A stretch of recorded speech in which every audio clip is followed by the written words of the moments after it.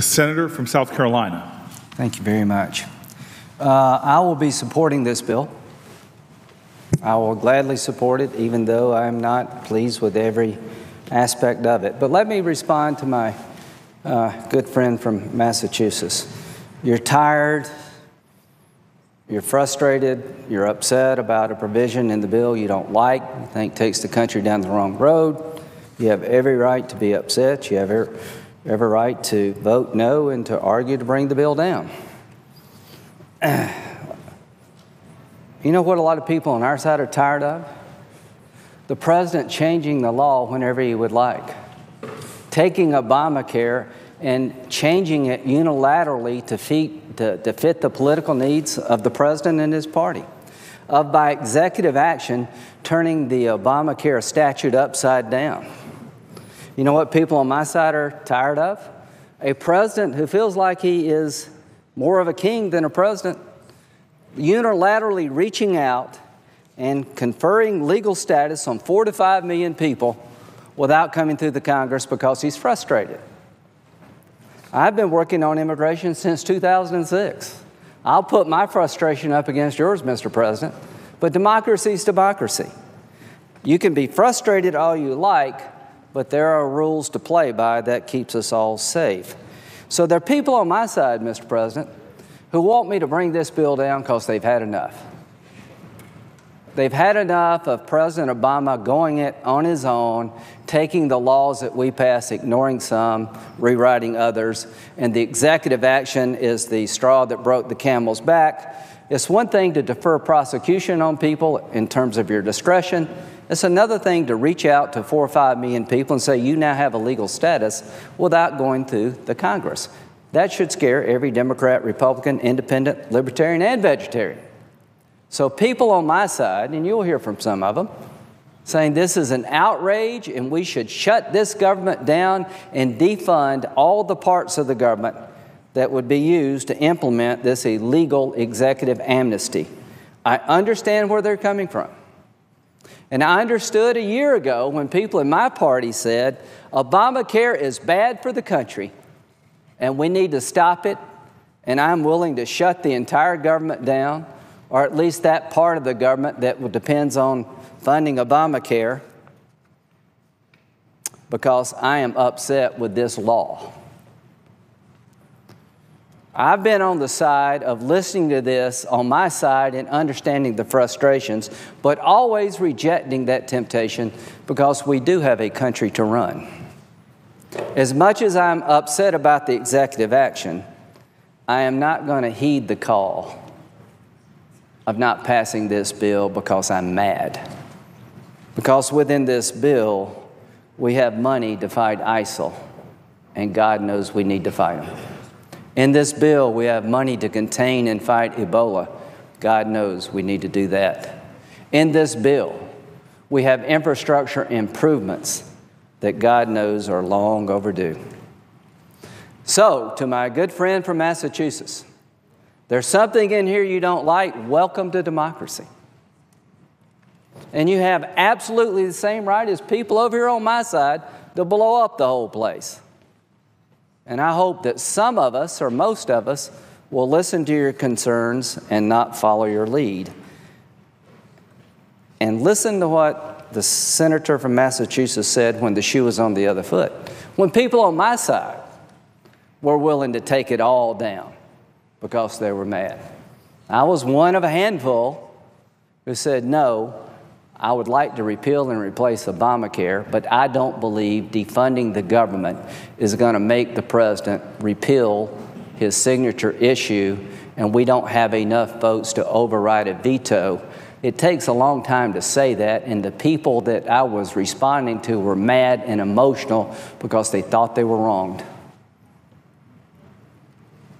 I understood they were mad, I understood they were emotional, but I thought I had a duty beyond just worrying about me. Now, if you follow the lead of the senator from Massachusetts and bring this bill down and do a CR, which is the worst possible way to run the government, I tell you what comes your way is what came our way. People are not going to believe you're mature enough to run the place. 70% of the Democrats in the House voted against this bill, and 3 out of 4 Republicans voted to get it over here. A level of maturity and judgment I haven't seen in my party in quite a while. Speaker Boehner and your team, well done.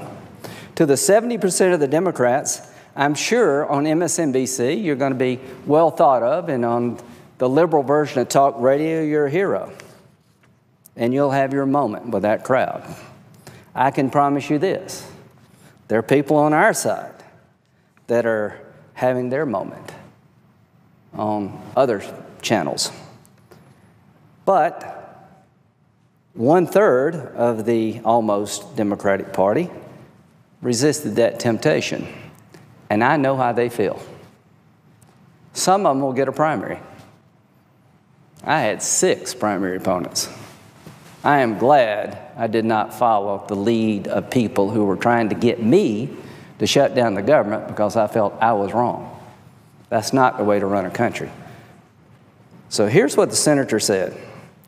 For these right-wing minority hostage-taking is all they have left, a last gasp of those who cannot cope with the realities of our democracy. The time has come for those legislators who cannot cope with the reality of our democracy to get out of the way. Those were good words then, and you should read them now and apply them to yourself. What you're offering, there's plenty of people on our side would serve it up to. What you're offering is to take one part of a complicated bill and try to convince people throughout the country that some horrible wrong has been done, and the rest of us who want to get on with governing,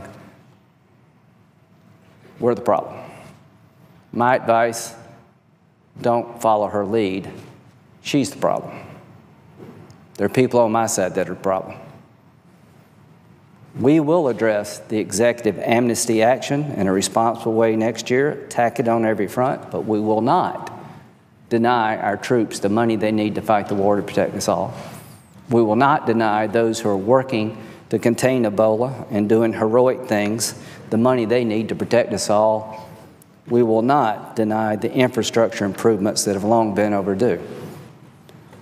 So to my Democratic colleagues, welcome to my world. It may seem tempting to go the road of least resistance, but you will regret it. It hurt our party, it will hurt yours. If you do what's best for the country over time, it will work out for you. To my colleagues on this side, remember last year? Did we learn anything? I hope so. I'll make a prediction. The voices on my side that say turn it, burn it down, blow it up, start all over again because they're mad at President Obama's executive amnesty. The voices coming from this side, mainly through the senator from Massachusetts, saying blow it up because we've done something for Wall Street that we shouldn't have done. Most of us will put this in context. Most of us will understand there are things in this bill we don't like, but we do have an overriding duty to our country to govern. I hope next year we can do appropriations process in a normal course of business, that we don't find ourselves in these messes. But all I can say about democracy, it is messy. It is emotional. It requires give and take. It requires some people not to follow the hottest person in the room. And there will always be somebody running hot. So, about democracy, as bad as it is, I can't think of a better idea. I've seen the other way of doing business in the Mideast and throughout the world. I certainly don't want any part of that. So tonight and tomorrow, whenever that day comes, to my Democratic colleagues who have put this bill together with my Republican colleagues on appropriations, I applaud you. I will vote for your effort and for the product you created, knowing it's not perfect. To the people on my side who want us to tear this down because you're mad at President Obama, that's not the way to do business. To people on the other side who want to have the same result for a different reason, don't follow their lead.